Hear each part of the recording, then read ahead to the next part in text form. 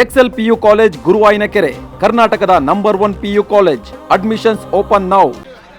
ಇನ್ನು ನಟಿ ಸಿರಿ ಅವರು ನಮ್ಮ ಜೊತೆ ದೂರವಾಣಿ ಸಂಪರ್ಕದಲ್ಲಿದ್ದಾರೆ. ಮ್ಯಾಮ್ ನಮಸ್ಕಾರ. ನಮಸ್ತೆ. ದಿಲೀಪ್ ರಾಜ್ರವರ ಸಾವು ಎಲ್ಲರಿಗೂ ಕೂಡ ಆಘಾತಕಾರಿ ಸುದ್ದಿ. ಯಾರೂ ಕೂಡ ಊಹಿಸಿರಲಿಲ್ಲ. ಜೊತೆಗೆ ಬಹಳ ಆರೋಗ್ಯವಾಗಿದ್ದವರು, ಬಹಳ ನಗ್ನಗ್ತಾ ಇದ್ದವರು ದಿಢೀರಂತ ಮೃತಪಟ್ಟಿದ್ದಾರೆ. ನಿಮಗೆ ಯಾವಾಗ ಗೊತ್ತಾಯಿತು ಸುದ್ದಿ? ನಿಮ್ಮ ಅವರ ಒಡನಾಟ ಹೇಗಿತ್ತು?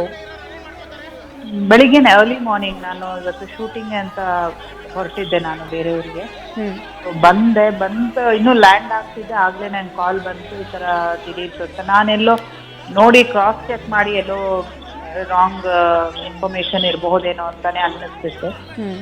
ಬಟ್ ಎಲ್ಲ ಕನ್ಫರ್ಮ್ಡ್ ಆಗಿ ಹೇಳಿದಾಗ it was a shock actually. ನೀವು ಹೇಳಿದಾಗ ಅವರು ಆರೋಗ್ಯವಾಗಿದ್ರು, ಕಾನ್ಶಿಯಸ್ ಆಗಿದ್ರು ಹೆಲ್ತ್ ಬಗ್ಗೆ. ಯಾವುದೇ ರೀತಿ ಒಂದು ಬ್ಯಾಡ್ ಹ್ಯಾಬಿಟ್ಸ್ ಅಥವಾ ಲೇಟ್ ನೈಟ್ಸ್ ಆ ಥರದ್ದೆಲ್ಲ ನಾನು ಖಂಡಿತ ಇಲ್ಲ ಅವ್ರನ್ನ. ಬಟ್ ಅವ್ರಿಗೂ ಹೀಗಾಯ್ತಲ್ಲ ಅನ್ನೋದೇ ನಂಗೆ ಆಶ್ಚರ್ಯ ಆಗ್ತಾ ಇದೆ. ನಾನು ಯಾವತ್ತೂ ಅವ್ರನ್ನ ಬೇರೆ ಹೆಲ್ತ್ ಕಾನ್ಶಿಯಸ್ ಆಗೇ ಇರ್ತಿದ್ರು. ವರ್ಕೌಟ್ಸ್ ಆಗಿರ್ಬೋದು, ಊಟ ಆಗಿರ್ಬಹುದು, ಡಿಸಿಪ್ಲಿನ್ಡ್ ಲೈಫೇ ನಾನು ಅವ್ರನ್ನ ನೋಡಿರೋದು.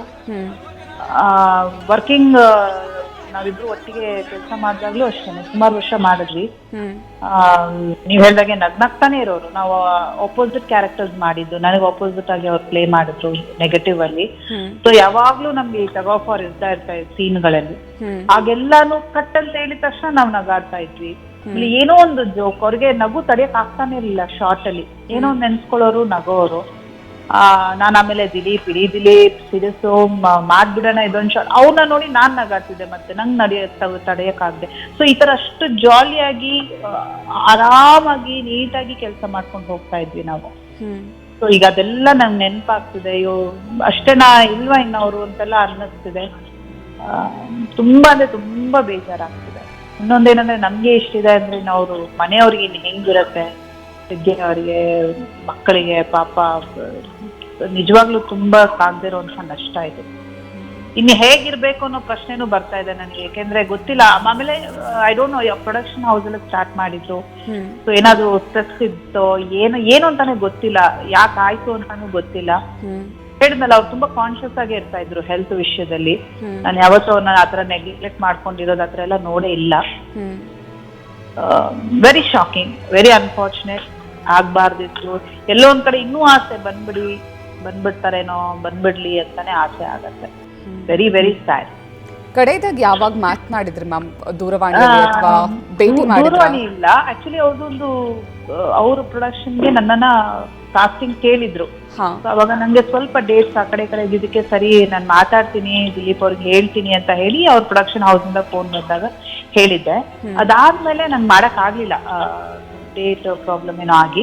ಅದಾದ್ಮೇಲೆ ಸ್ವಲ್ಪ ದಿನ ಆದ್ಮೇಲೆ ಮಾಲ್ ಅಲ್ಲಿ ಸಿಕ್ಕಿದ್ವಿ. ನಾನು ನನ್ನ ಹಸ್ಬೆಂಡ್ ಹೋಗಿದ್ವಿ, ಅವರು ಫ್ಯಾಮಿಲಿ ಬಂದಿದ್ರು, ಅಲ್ಲಿ ಮೀಟ್ ಮಾಡಿದ್ವಿ, ಮಾತಾಡಿದ್ವಿ.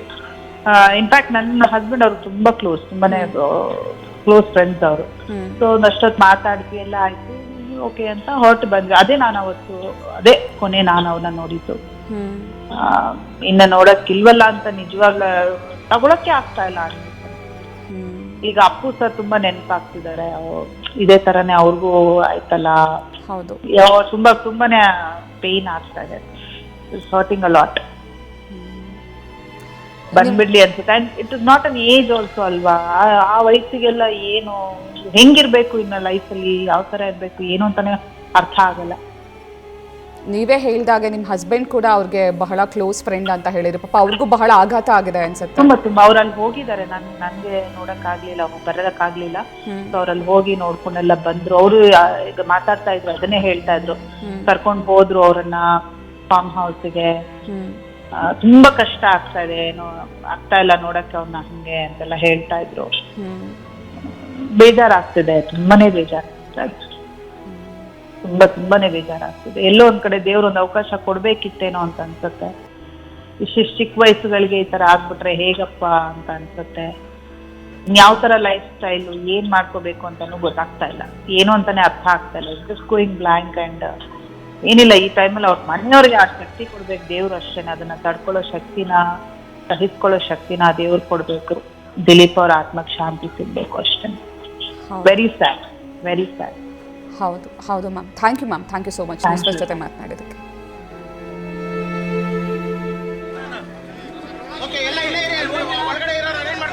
ಹಲವು ಸಿನಿಮಾಗಳಲ್ಲಿ ಹಾಗೂ ಹಲವು ಧಾರಾವಾಹಿಗಳಲ್ಲಿ ನಟಿಸಿ ಜನಮನ್ನಣೆಯನ್ನ ಪಡೆದಿದ್ದಂತಹ, ಜನರಿಗೆ ಬಹಳ ಚಿರಪರಿಚಿತರಾಗಿದ್ದಂತಹ ನಟ, ನಿರ್ದೇಶಕ, ನಿರ್ಮಾಪಕ ದಿಲೀಪ್ ರಾಜ್ ಕೊನೆಯುಸಿರೆಳೆದಿದ್ದಾರೆ. ಇವತ್ತು ಬೆಳಗ್ಗೆ ಅವರಿಗೆ ಎದೆನೋವು ಕಾಣಿಸಿಕೊಂಡಂತಹ ಹಿನ್ನೆಲೆಯಲ್ಲಿ ಕುಮಾರಸ್ವಾಮಿ ಲೇಔಟ್ನ ಒಂದು ಖಾಸಗಿ ಆಸ್ಪತ್ರೆಗೆ ಅವರನ್ನು ಕರೆದುಕೊಂಡು ಹೋಗಲಾಗಿತ್ತು. ಅಲ್ಲಿ ಚಿಕಿತ್ಸೆಯನ್ನು ಕೊಡಿಸಲಾಯಿತು. ಆದರೆ ಚಿಕಿತ್ಸೆ ಫಲಕಾರಿಯಾಗದೆ ದಿಲೀಪ್ ರಾಜ್ ಕೊನೆಯುಸಿರೆಳೆದಿದ್ದಾರೆ. ಸದ್ಯ ಕನ್ನಡ ಚಿತ್ರರಂಗದ ಹಿರಿತೆರೆ ಹಾಗೂ ಕಿರುತೆರೆ ಎರಡೂ ಚಿತ್ರರಂಗದ ಕಲಾವಿದರು, ತಂತ್ರಜ್ಞರು, ಬಹಳಷ್ಟು ದಿಲೀಪ್ ರಾಜ್ರವರ ಸ್ನೇಹಿತರು ಎಲ್ಲರೂ ಕೂಡ ದಿಲೀಪ್ ರಾಜ್ರವರ ನಿವಾಸದಲ್ಲಿ ಅಂತಿಮ ದರ್ಶನವನ್ನು ಪಡೆದುಕೊಂಡಿದ್ದಾರೆ. ಬಹುತೇಕರು ಕಂಬನಿ ಮಿಡಿದ್ರು. ಅವರನ್ನು ನೆನಪು ಮಾಡಿಕೊಂಡು, ಅವರ ವ್ಯಕ್ತಿತ್ವವನ್ನು ನೆನಪು ಮಾಡಿಕೊಂಡು, ಅವರ ಜೊತೆ ಇದ್ದಂತಹ ಒಡನಾಟವನ್ನು ನೆನಪು ಮಾಡಿಕೊಂಡು ಬಹಳಷ್ಟು ಜನ ಕಣ್ಣೀರು ಹಾಕಿದ್ರು. ಸದ್ಯ ದಿಲೀಪ್ ರಾಜ್ರವರ ಮೃತದೇಹವನ್ನು ರಾಮನಗರದ ಫಾರ್ಮ್ ಹೌಸ್ಗೆ ತೆಗೆದುಕೊಂಡು ಹೋಗಲಾಗ್ತಾ ಇದೆ. ಅಲ್ಲಿ ಇಂದು ಸಂಜೆ 5 ಗಂಟೆಗೆ ಅಂತಿಮ ಸಂಸ್ಕಾರವನ್ನು ನೆರವೇರಿಸಲಾಗುತ್ತೆ. ನ್ಯೂಸ್ ಫಸ್ಟ್ ನಿರ್ಭೀತಿಯಿಂದ ನಿಮ್ಮ ಪರವಾಗಿ.